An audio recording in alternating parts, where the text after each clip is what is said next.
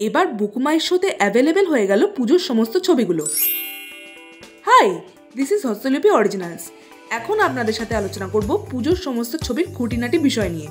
এরকমই বাংলার সমস্ত সিরিজ এবং সিনেমা সংক্রান্ত আলোচনা শুনতে এবং রিভিউ পেতে আমাদের এই চ্যানেলটা ফলো করে রাখুন। আর আমরা কিন্তু শর্টসে টলিউড এবং বলিউডের বিভিন্ন আপডেট শর্টসে আপলোড করছি, সেগুলো কিন্তু দেখতে মিস করবেন না।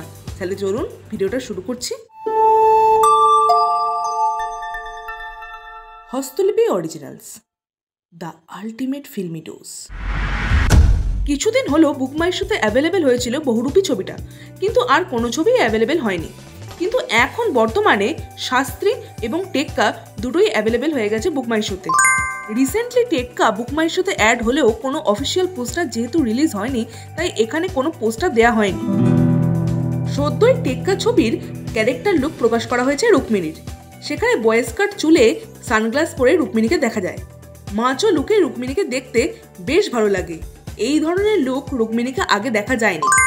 রুক্মিণীর চরিত্রের নাম যে মায়া, তা এই পোস্টারে রিভিল করা হয়েছে। আগেই জানা গেছিল এই চরিত্রটা হতে চলেছে পুলিশের বড় অফিসার। অন্যদিকে বহুরূপীর ক্যারেক্টার পোস্টার অনেক দিন ধরেই এসছে।